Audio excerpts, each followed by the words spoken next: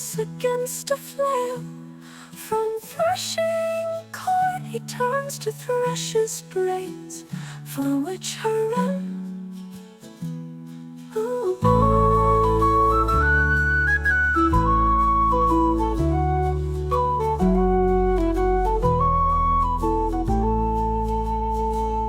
Though 'tis confessed that those who ever saw his poems think them all not worth a straw.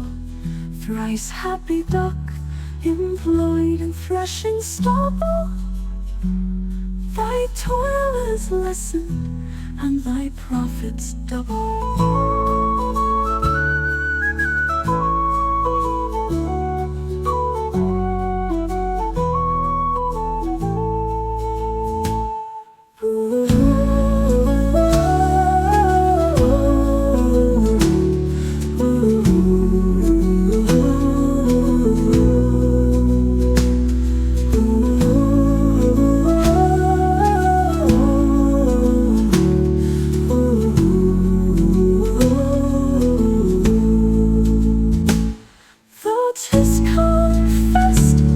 Those who ever saw his poems think them all not worth a straw.